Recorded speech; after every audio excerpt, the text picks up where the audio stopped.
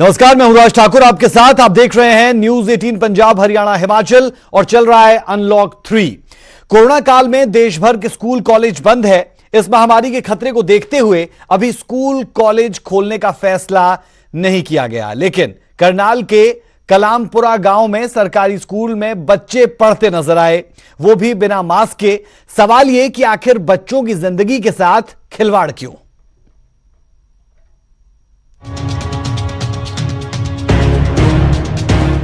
पंचकुला के बाद अब करनाल के कलामपुर गांव में कोरोना काल में भी स्कूल खोलने का मामला सामने आया। न सरकार के आदेश है, न प्रशासन की तरफ से ऐसी कोई हिदायत। बावजूद इसके सरकारी स्कूल में नियमों को ताक पर रखकर बच्चों की जिंदगी के साथ खिलवाड़ किया जा रहा है। बिना मास्क के बच्चे क्लास में बैठकर पढ़ाई कर रहे हैं। स्कूल प्रिंसिपल तक बिना मास्क के घूम रहे हैं। जब उनसे पूछा गया कि कोरोना काल में भी स्कूल क्यों खोला गया, तो उनके पास कोई सही जवाब नहीं था। क्लासें ले रहे थे? नहीं सर, वो बच्चे आज इसके सर SCBC के जो स्कॉलरशिप जाती है, हाँ। उसके लिए बच्चे तो पढ़ रहे हैं, बच्चे बिठा रखे हैं? नहीं, वो तो फिर ऐसे बुला लिया था कि भाई चलो। तो हर रोज बच्चे आ रहे हैं मैम, आप क्या कहेंगे इसमें? एक स्कूल टीचर ने बताया कि बच्चे अपनी क्लास की बुक इशू कराने स्कूल आए थे, लेकिन जब लाइब्रेरी की मैडम से पूछा तो उन्होंने कहा कि कोई भी बच्चा किताब लेने नहीं आया। अब प्रिंसिपल मैडम बुला लेती हैं बच्चों को, हम उन्हें क्या कहें? बच्चे पढ़ने के लिए नहीं आ रहे जी। बच्चे अपनी कोई लाइब्रेरी की बुक लेने के लिए आया है। किसी को बाई चांस किसी को दिक्कत है तो वो अपना दिक्कत दूर कर आया हो, पढ़ने के लिए नहीं आया। तो मिड डे मील के पैसे थे, कुछ इस तरह के पैसे थे और बच्चे पढ़ते हुए नजर आ रहे हैं। सरासर झूठ बोला जा रहा है। तो सर आपको देख ही रहे हैं क्या हो रहा है, बच्चे पढ़ रहे हैं। आपका नाम क्या है मैम? मीना भारती। अब किसने कहा है आपको ये कि ये कह देंगी लाइब्रेरी? अब हमारे सर आए मेरे पास, कहते हैं आप ये कह दो भी लाइब्रेरी की बुक इश्यू करवाने आए हैं। सर मैंने जब किसी को बुलाई। पूरे देश में कोरोना के मामले लगातार बढ़ते हुए नजर आ रहे हैं। सरकार की ऐसी कोई गाइडलाइन नहीं आई है जहां पर स्कूल में पढ़ने के लिए बच्चे बुलाए जाएं, लेकिन करनाल के कलामपुरा गांव की तस्वीर हम आपको दिखा रहे हैं जहां पर बच्चों को पढ़ने के लिए बुलाया जा रहा है। ये स्थिति इसलिए भी गंभीर हो जाती है क्योंकि ऐसी जानकारी ना ही प्रशासन के संज्ञान में है और ना ही जिला शिक्षा विभाग के संज्ञान में है। शिक्षा के नाम पर बच्चों की जिंदगी के साथ सरेआम खिलवाड़ किया जा रहा है। न सरकार ऐसे स्कूलों के खिलाफ कार्रवाई कर रही है और न प्रशासन ध्यान दे रहा है। अगर किसी की लापरवाही से बच्चों के साथ कोई अनहोनी हो गई तो उसका जिम्मेदार कौन होगा? हिमांशु नारंग, न्यूज 18 करनाल।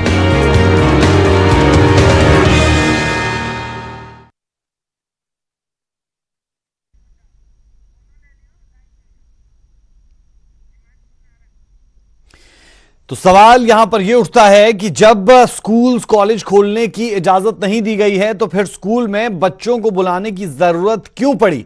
क्यों स्कूल की तरफ से बच्चों को स्कूल बुलाया गया? ये तस्वीरें करनाल से सामने आई है जहां बिना मास्क के बच्चे स्कूल में नजर आए और साथ साथ प्रिंसिपल भी बिना मास्क के ही स्कूल में नजर आई। हिमांशु नारंग हमारे संवाददाता करनाल से हमारे साथ जुड़े हैं। हिमांशु, तस्वीरें हमने देखी, दलील भी हमने सुनी। अब सवाल ये कि ऐसे स्कूल्स पर क्या कार्रवाई की जाती है? क्या किसी कार्रवाई की तरफ प्रशासन आगे बढ़ता हुआ दिखता है? क्या अपडेट है? बिल्कुल राज, कार्रवाई तो बनती है, लेकिन समझना ये होगा कि इतनी बड़ी लापरवाही बच्चों के प्रति स्कूल प्रबंधन कैसे बरत सकता है, क्योंकि ये तस्वीर पहली बार करनाल से सामने नहीं आई है। इससे पहले लॉकडाउन के दौरान भी एक प्राइवेट स्कूल खुला हुआ नजर आया था और अब अनलॉक के दौरान जब सरकार की कोई गाइडलाइन नहीं आई है, ऐसे में स्कूल प्रबंधन अलग अलग तर्क देता हुआ नजर आ रहा है। एक टीचर बोल रहा है कि बच्चों के पास इंटरनेट वाला मोबाइल नहीं है, इसलिए वो अपने सम सोल्व करने के लिए स्कूल आ गए हैं। एक मैडम बता रही है कि बच्चों की स्कॉलरशिप का विषय है, इसलिए बच्चे स्कूल आ गए हैं। एक तर्क ये दिया जा रहा है कि लाइब्रेरी से बुक बच्चों ने इशू करवानी थी, इसलिए बच्चे आ गए हैं। क्योंकि ये झूठ साफ नजर आ रहा है, तभी सभी के अलग अलग तर्क हैं। अगर एक विषय होता तो सब एक ही बात बोलते। तो ऐसे में जिला शिक्षा अधिकारी जो है उनसे भी संपर्क करने की कोशिश की गई है, लेकिन सुबह से वो यही बोल रहे हैं कि मैं मीटिंग में हूँ। तो ऐसे में प्रशासन क्या कार्रवाई करता है स्कूल प्रबंधन के खिलाफ? क्योंकि स्कूल तो बंद किया नहीं जा सकता, सरकारी स्कूल है, लेकिन वहां पर जो टीचर्स हैं, प्रिंसिपल हैं, उनके खिलाफ कार्रवाई जरूर बनती है। और एक बात और थी, जब हमने स्कूल में एंट्री की तो ना ही प्रिंसिपल ने मास्क लगाया हुआ था और ना ही बच्चों ने। एक गुरु की जिम्मेदारी बनती है कि आप अपने बच्चों की जिंदगी के साथ खिलवाड़ नहीं कर सकते, क्योंकि शिक्षा जो देता है वो गुरु ही देता है। अगर गुरु ने ही मास्क नहीं लगा रखा तो हिमांशु, बच्चे सवाल मास्क क्या ये लगाएंगे? कि इन्हें जरूरत क्यों पड़ी बच्चों को स्कूल बुलाने की? क्या इस बाबत कुछ कहा गया? क्योंकि गाइडलाइन साफ है कि बच्चों को स्कूल नहीं बुलाना है, जो स्कूल स्टाफ है, नॉन टीचिंग स्टाफ है, वो स्कूल आ सकता है, लेकिन बच्चों को क्यों जरूरत पड़ी कि आप स्कूल बुला रहे हैं जब आदेश साफ है कि बच्चों को स्कूल ना बुलाया जाए?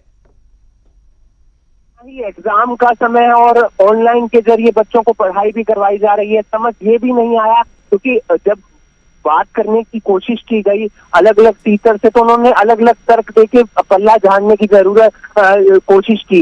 लेकिन ये समझना होगा जिला प्रशासन को, यहाँ के उपायुक्त को, यहाँ के जिला शिक्षा अधिकारी को कि बच्चों को स्कूल बुलाया क्यों गया। और ऐसा करनाल का ये स्कूल नहीं है। मुझे लगता है कि अगर प्रशासन इस बात पर ध्यान देगा, पूरे हरियाणा के अलग अलग डिस्ट्रिक्ट में इस बात पर गौर किया जाएगा, तो आने वाले दिनों में कई और स्कूल भी खुले हुए मिल सकते हैं और वहां पर बच्चे पढ़ाई करते हुए नजर आ सकते हैं। ये जानकारी जो आज हमें दी गई थी, ये ग्रामीणों की तरफ से ही दी गई थी। बट बच्चों के पेरेंट्स को भी समझने की जरूरत है कि बच्चों को आप घर में ही पढ़ाएं और तमाम सावधानियां बरतें, क्योंकि ऐसे में कोरोना के मामले लगातार करनाल में बढ़ते हुए नजर आ रहे हैं। कभी 40 मामले आते हैं, कभी 50 मामले आते हैं, और ऐसे में आप लापरवाही बरत रहे हैं, बच्चों की जिंदगी के साथ आप खिलवाड़ कर रहे हैं, सरकारी नियमों की धज्जियां उड़ा रहे हैं। तो कहीं ना कहीं अब जांच कमेटी क्या करेगी, क्योंकि अभी पहले जांच कमेटी बनाई जाएगी, क्योंकि मीडिया के लगातार ये खबरें चल रही हैं कि स्कूल करनाल का जो कमालपुरा गांव है वहां पर एक सरकारी स्कूल खुला हुआ मिला है। तो बिल्कुल। और हिमांशु, हम लगातार देख रहे हैं कि इस बाबत सरकार की तरफ से कहा जा रहा है कि बच्चों की जान के साथ खिलवाड़ ना किया जा सके, और साफ तौर पर निर्देश भी है, लेकिन बावजूद उसके धज्जियां उड़ाई जा रही है नियम कायदे कानून की। बेहद शुक्रिया जानकारी के लिए, और उम्मीद है कि जल्द से जल्द ऐसे स्कूल्स पर कार्रवाई हो जहां पर बच्चों को पढ़ने के लिए बुलाया जा रहा है। ऐसा नहीं किया जा सकता। डिजिटली आगे बढ़ने की इस वक्त जरूरत है, इस बात पर जोर देने की भी जरूरत।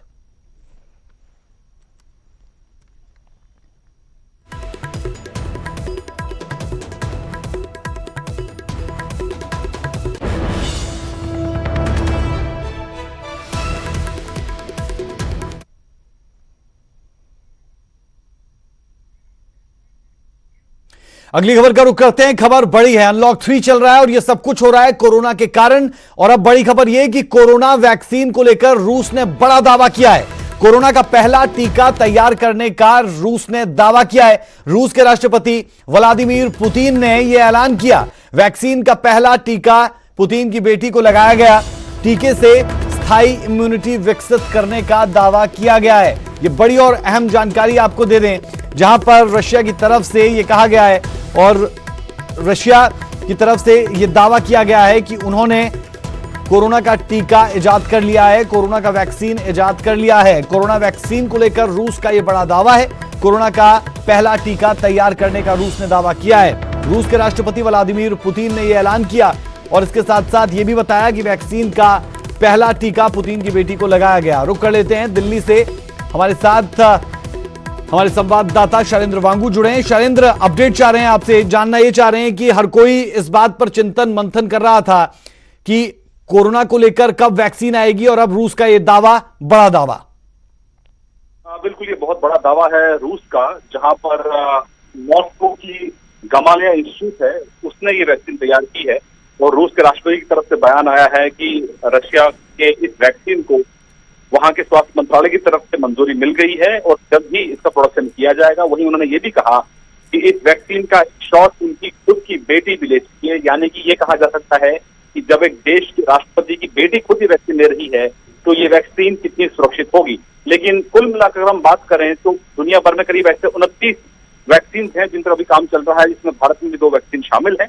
लेकिन रशिया का अगर ये वैक्सीन कारगर साबित होता है तो जाहिर तौर पर एक बहुत बड़ी खबर है, बहुत अच्छी खबर है दुनिया भर के लिए। लेकिन अब सवाल ये खड़ा होता है कि आम लोगों तक ये वैक्सीन कब पहुंचे। बिल्कुल, बेहद शुक्रिया इस तमाम जानकारी के लिए शैलेंद्र। तो रूस के राष्ट्रपति व्लादिमीर पुतिन ने यह ऐलान किया है और लाजमी तौर पर हर किसी को इस बात का इंतजार हमेशा से है। जब से कोरोना ने पूरे तरीके से अर्थव्यवस्था को पटरी से बाहर कर दिया, जीवन पूरे तरीके से अस्त व्यस्त हो चुका है, हर कोई घर पर रहने को मजबूर हुआ है। मास्क कल्चर सामने आया है कि वैक्सीन जल्द से जल्द कोरोना का तैयार हो, और राष्ट्रपति की तरफ से रूस के ये दावा किया गया है कि वो वैक्सीन कोरोना का तैयार कर चुके हैं।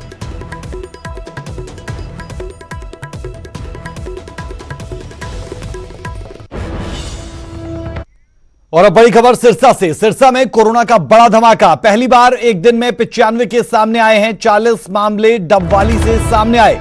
सिरसा में कोरोना के कुल 670 केस है। सिरसा में अब तक 334 एक्टिव केसेस। बड़ी खबर आपको बता दें, सिरसा में कोरोना का बड़ा धमाका हुआ है। एक साथ सिरसा में 95 नए केस सामने आए हैं। इनमें से 40 मामले तो डबवाली से ही सामने आए हैं। सिरसा में कोरोना के कुल 670 केस सामने आए। सिरसा में अब तक 334 एक्टिव केसेस। तो लगातार हम देख रहे हैं कि पहले गुरुग्राम और फरीदाबाद मुश्किल बढ़ा रहा था, सोनीपत भी उस फहरिस्त में था, और अब सिरसा में भी लगातार मामले सामने आते हुए 95 मामले एक साथ सिरसा में सामने आए।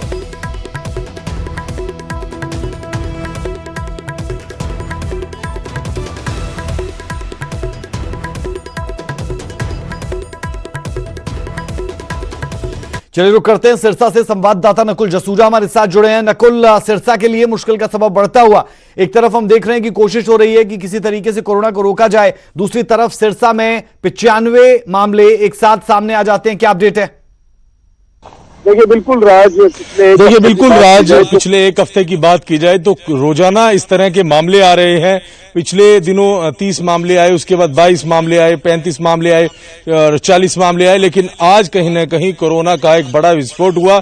95 मामले आए, इनमें लगभग 40 मामले ऐसे हैं जो डबवाली इलाके से आए हैं, और दूसरी बात की जाए तो ऐलनाबाद और डबवाली के इलाकों से भी मामले सामने आए हैं।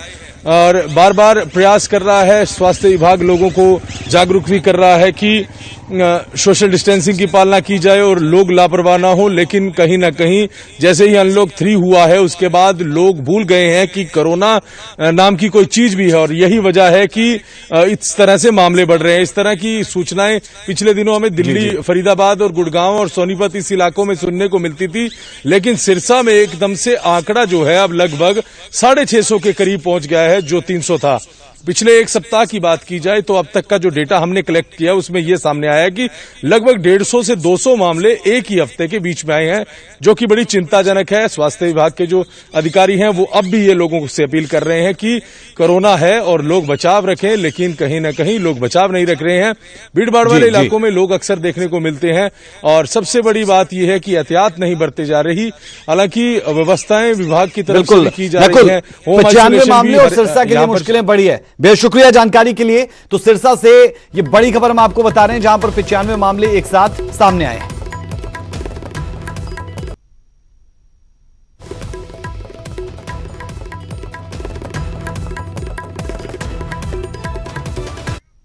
खबर करनाल से। करनाल के कल्पना चावला मेडिकल कॉलेज से 80 साल के बुजुर्ग कोरोना से ठीक होकर घर पहुंचे। उन्हें कोरोना के अलावा हार्ट और बीपी से जुड़ी बीमारी थी, फिर भी आज 23 दिन अस्पताल में देखरेख के बाद उन्हें अस्पताल से छुट्टी दे दी गई। बुजुर्ग को घर भेजते वक्त अस्पताल प्रशासन ने उन्हें फूल देकर विदा किया। तो होता ही है, लेकिन मुझे कोई ऐसी परेशानी नहीं आई।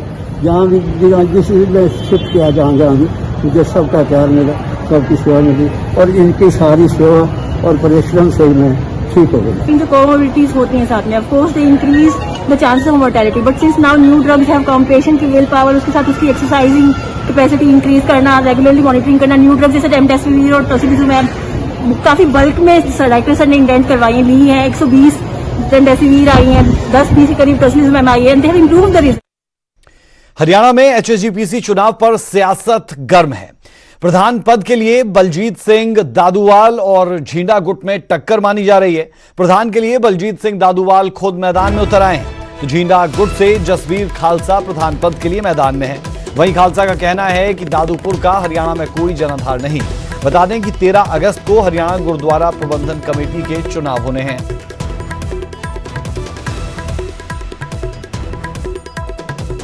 बलजीत सिंह दादूवाल का हरियाणा कमेटी के अंदर कोई रोल नहीं है। कोई तो थोड़ा बहुत 0% भी होवे तो फिर भी इंसान सोचता भी चलो कभी ना कभी तो इसका कोई ना कोई रोल रहा है, पर इनका 0% भी रोल नहीं है। ये सिर्फ जब हरियाणा सरकार ने सिख संघ की कमेटी नियुक्त की है उस टाइम इन्होंने कहीं ना कहीं से दाव पेच लगा के अपना नाम इसके अंदर डलवा दिया, जबकि इसके सारे के सारे जितने भी काम हैं वो सारे पंजाब के साथ हैं, हरियाणा में कोई नहीं है। सोनीपत का खरखौदा एक मर्तबा फिर सुर्खियों में है। यहां शराब तस्कर दूध के कंटेनर में शराब की तस्करी कर रहे थे, जिन्हें पुलिस ने काबू कर लिया। आप ये रिपोर्ट देखें।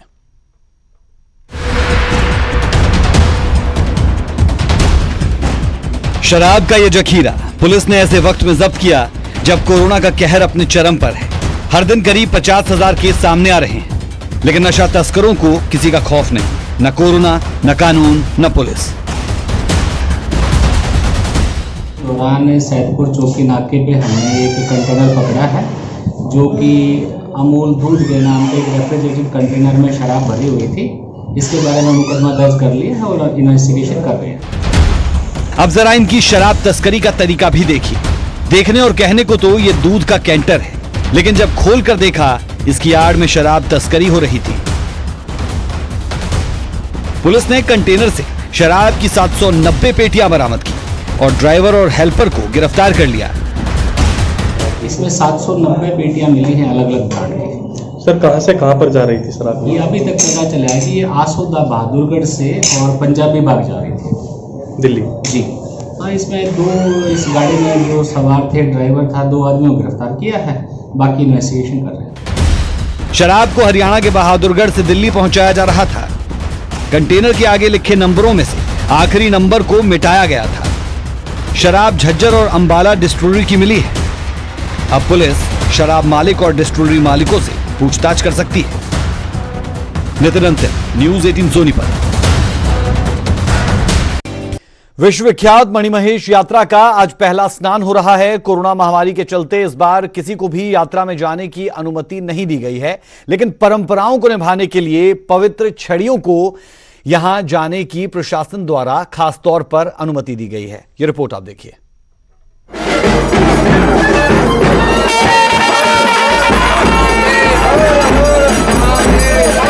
मणिमहेश यात्रा का पहला स्नान है, लेकिन कोरोना की मार इस बार इस यात्रा पर भी भारी है। इस महामारी की वजह से किसी को भी यात्रा में जाने की परमिशन नहीं दी गई।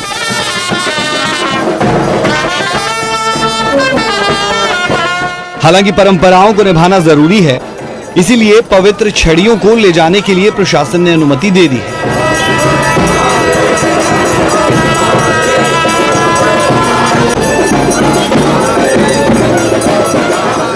एक जो आपकी नॉर्मल यात्रा होती है, इस बार जो है वो बिल्कुल भी जो मणिमहेश ट्रस्ट की मीटिंग हुई थी तो वहाँ भरमौर में ये डिसीज़न वहाँ पे लिया गया था कि इस बार परंपराएं जो हैं वो सारी यथास्थिति चलती रहेंगी और जो बेसिक यात्रा है, जैसे जिसमें आप जगह जगह जो इंतज़ाम करते हैं, बाहर से लोग आते हैं, वो इस बार अलाउ नहीं होगा। तो ये जो आपके जम्मू के गंदोह से, भलेश से, बद्रवा से, यहाँ से जो लोग आए हैं, ये बेसिकली छड़ी का जो इनका सिस्टम कई सदियों से चला हुआ है, वो उसके अंतर्गत यहाँ पर आए थे।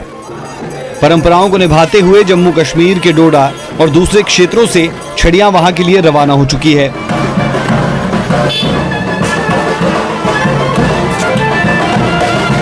जिसमें एक छड़ी के साथ 5-5 या 10-10 लोगों को जाने की अनुमति दी गई। इस पावन अवसर पर न सिर्फ चंबा बल्कि प्रदेश और दूसरे राज्यों से भी लोग यहां पहुंचते हैं। वैसे तो हमसे 30-30, 40-40 लोगों की परमिशन मांग रहे थे, बट हमने उनको रिस्ट्रिक्ट किया है कि आप अगर 5 जा सकते हैं 5 जाएं, 10 जा सकते हैं 10 जाएं। वो डिपेंड करता है, वो हर एक, अब क्योंकि लोगों की आस्था का भी इसमें पहलू है और ये लोग ग्रीन जोन से आ रहे हैं, तो इसमें मेरे ख्याल से इस तरह की कोई बहुत ज़्यादा चिंताजनक स्थिति नहीं होनी चाहिए। और इनको जो ठहरने की भी व्यवस्था है वो बेसिकली सारी आइसोलेटेड फैसिलिटीज़ में की गई है।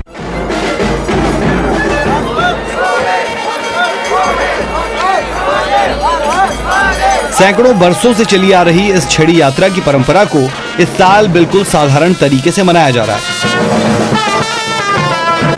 कोरोना वायरस के चलते हालांकि प्रशासन ने मणिमहेश यात्रा पर प्रतिबंध लगाया, लेकिन लोगों की धार्मिक आस्था, भक्तिभाव और शिव के प्रति उनकी अपार श्रद्धा को देखते हुए लोगों के आग्रह पर छड़ी यात्रा को मणिमहेश जाने की अनुमति दे दी गई है। हेम सिंह ठाकुर, न्यूज 18 चंबा।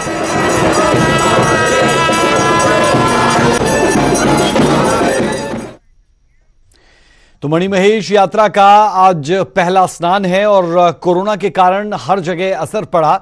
आज जन्माष्टमी भी है और जन्माष्टमी के इस मौके पर कई मंदिर भी बंद नजर आए। कुछ वैसा ही मणिमहेश यात्रा के दौरान भी देखने को मिल रहा है। इस बुलेटिन में अभी के लिए हमारा और आपका साथ इतना ही। मुझे मेरी पूरी टीम को दीजिए इजाजत। खबरों का सिलसिला बदस्तूर जारी है। नमस्कार।